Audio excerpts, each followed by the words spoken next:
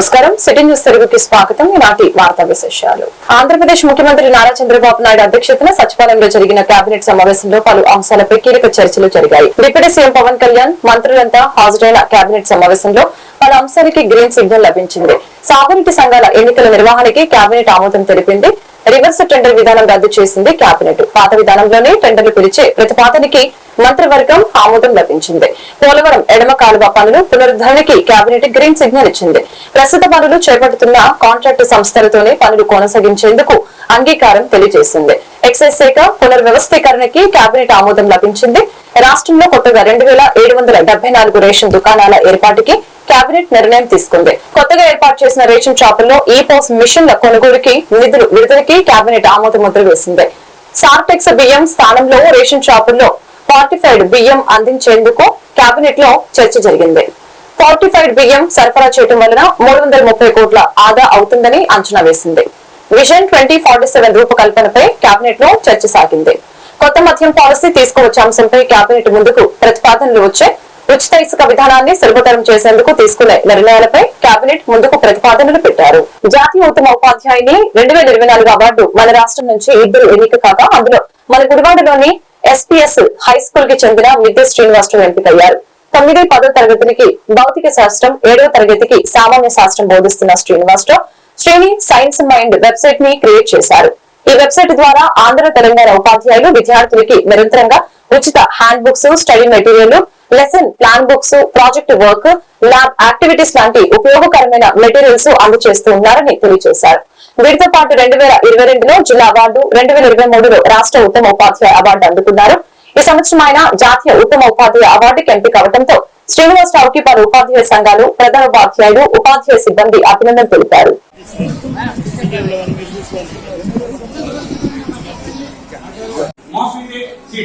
One is translated motion, other one is and third one is each complete rotation is same for the rotation is said to be circular motion. See the 3 examples. You are also experienced by the 3 motions. First of all, what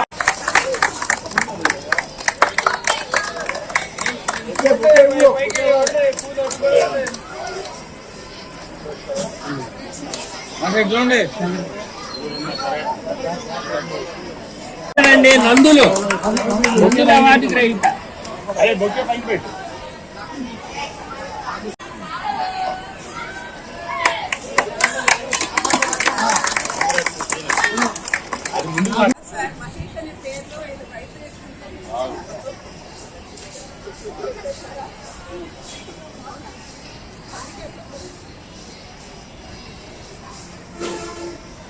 నా పేరు మిద్దె శ్రీనివాసరావు.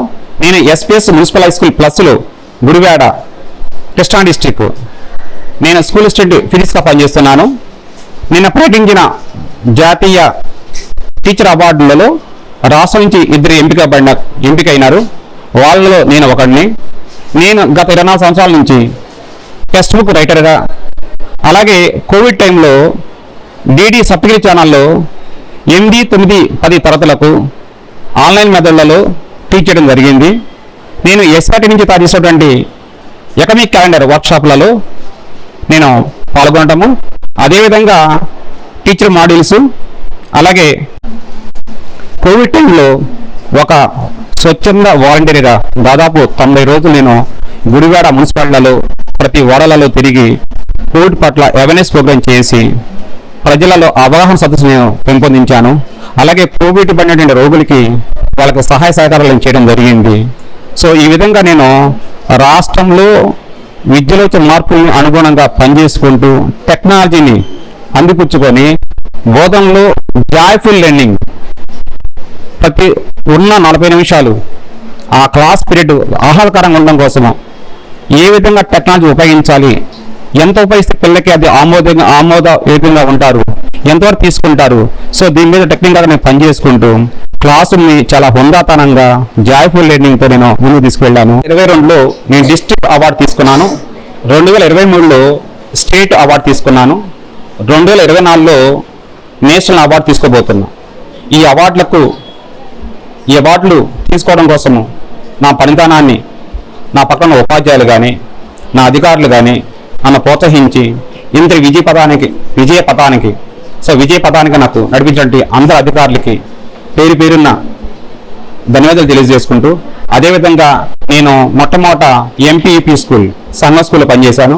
మా మొట్టమొదటి HM గారు PL Narasimha గారు నాకు ఎంతో ఆదర్శంగా నాకు అన్ని సలహాలు ఇచ్చేవాళ్ళు. ఆ విధంగా ఎక్కడ పనిచేసినా సరే మంచి పేరు, ఆ టీచర్ల యొక్క సహాయక సహకారాలు, ప్రధానోపాధ్యాయుల యొక్క నాకు గైడెన్స్ తీసుకొని, ముఖ్యంగా స్టేట్ లో ఉన్న అందరి యొక్క అధికారులు కూడా. సెప్టెంబర్ 2వ తారీఖు జనసేన పార్టీ అధ్యక్షులు శ్రీ కొనిదెల పవన్ కళ్యాణ్ జన్మదినం సందర్భంగా గుడివాడ ఇన్ఛార్జ్ బూరగడ్డ శ్రీకాంత్ మీడియా సమావేశం ఏర్పాటు చేయడం జరిగింది.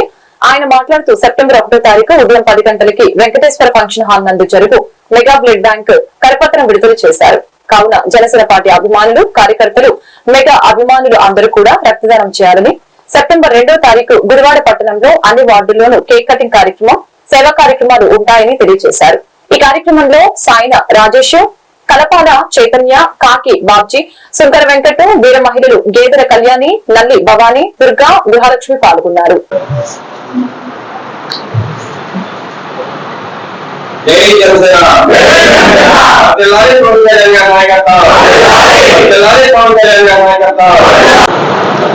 అందరికీ నమస్కారం. జనసేన పార్టీ అధ్యక్షులు శ్రీ కొనిదెల పవన్ కళ్యాణ్ గారి జన్మదినం సెప్టెంబర్ 2వ తారీఖు అంగరంగ వైభవంగా ఆంధ్రప్రదేశ్ రాష్ట్రమే కాకుండా ప్రపంచవ్యాప్తంగా కూడా ఈ యొక్క జన్మదినాన్ని జరుపుకుంటున్నారు. అలాగే గుడివాడ నియోజకవర్గంలో జనసేన పార్టీ ఆధ్వర్యంలో పవన్ కళ్యాణ్ గారి యొక్క జన్మదినాన్ని ఘనంగా జరపడానికి నిర్ణయించాం. అలాగే సెప్టెంబర్ 1వ తారీఖు ఆదివారం అనగా వెంకటేశ్వర ఫంక్షన్ హాల్ నందు మెగా బ్లడ్ క్యాంప్ ఏర్పాటు చేయడం జరిగింది. అలాగే జనసేన పార్టీ అభిమానులు, జన సైనికులు అందరూ కూడా ఈ యొక్క మెగా బ్లడ్ క్యాంప్ లో పాల్గొని ఈ యొక్క రక్తదానాన్ని చేసి అనేక మంది ప్రాణాలు కాపాడాలని చెప్పి పవన్ కళ్యాణ్ గారి యొక్క జన్మదిన సందర్భంగా కోరటం జరుగుతుంది. అలాగే సెప్టెంబర్ 2వ తారీఖున అనేకమైన సేవా కార్యక్రమాలు గుడివాడ నియోజకవర్గంలో చేయడానికి సంకల్పించాం. అదేవిధంగా జనసేన పార్టీ పవన్ కళ్యాణ్ గారు ఆదేశించినట్టుగా పర్యావరణాన్ని కాపాడటానికి మొక్కలని పంచడం, అలాగే మొక్కలు నాటే కార్యక్రమం, అలాగే క్లీన్ ఆంధ్ర అని చెప్పి ఆంధ్రప్రదేశ్ క్లీన్ గా ఉండాలనే ఉద్దేశంతో పవన్ కళ్యాణ్ గారు చేసిన ఈ యొక్క సూచనతో ఆంధ్రప్రదేశ్ ని అలాగే గుడివాడని క్లీన్ చేయడానికి కూడా అనేకమైనటువంటి కార్యక్రమాలు చేపట్టడం జరుగుతుంది. అలాగే ఈ యొక్క కార్యక్రమాల్లో మన మచిలీపట్నం పార్లమెంట్ సభ్యులు శ్రీ వలంనేని బాలశౌరి గారు కూడా పాల్గొంటున్నారు.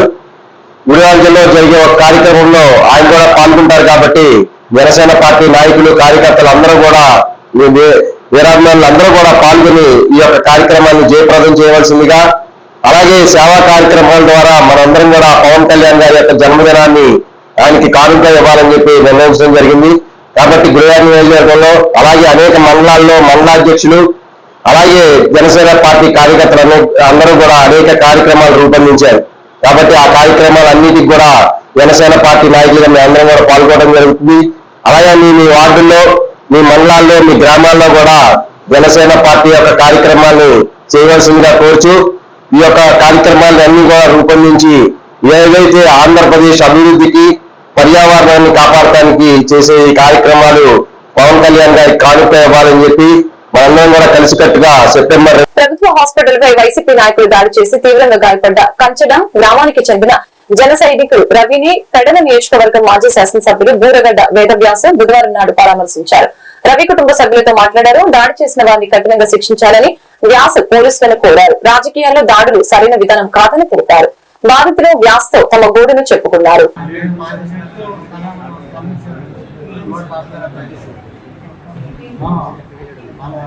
నేను రోడ్డు మీద ఏమైనా అడుగుతా ఉంటే వచ్చిన నాన్నకి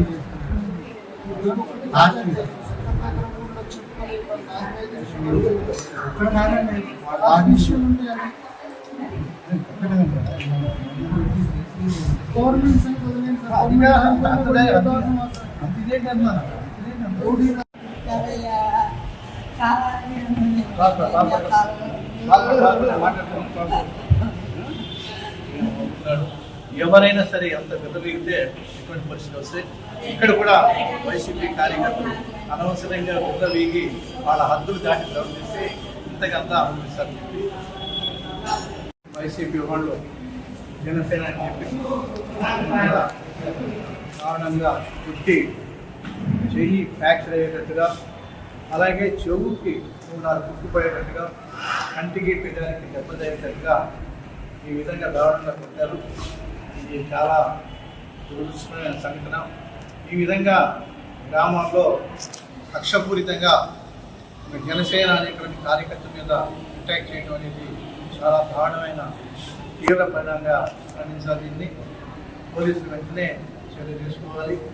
అదేవిధంగా డాక్టర్స్ కూడా ఇంకా అతనికి వీళ్ళు ఆపరేషన్ చేయాలన్నారంట, ఇవాళ ఎక్స్రే చూసి అక్కడ లేదన్నారు. మరి చాలా పెయిన్గా మాకు కనిపిస్తున్నాయి అన్నారు కనుక ఇంకా 2 రోజులు హాస్పిటల్ ఉండటం పెట్టాలని నా అభిప్రాయం. పేషెంట్ కండిషన్ కూడా అలాగే ఉంది. నేను సూపరింటెండెంట్ గారు కూడా మాట్లాడి ఆయన 2 రోజులు మట్టిపెట్టేట్టుగా, ఎందుకంటే అతనికి ఉన్నటువంటి తీవ్రమైన దెబ్బలు చూస్తే 2 రోజులు అవసరం కనిపిస్తుంది. మరి ఈ విధంగా గ్రామాల్లో లక్ష్యపూరితంగా వైసీపీ నాయకులు కార్యకర్తలు ఇతర పార్టీలు వాళ్ళు కొట్టడం అనేది మంచి సంప్రదాయం కాదు. వాళ్ళ పరిస్థితులు ప్రభుత్వం ఏమిటో కూడా తెలుసుకోకుండా ఒళ్ళు కారక ఈ విధమైన ప్రవర్తన మంచిది కాదు.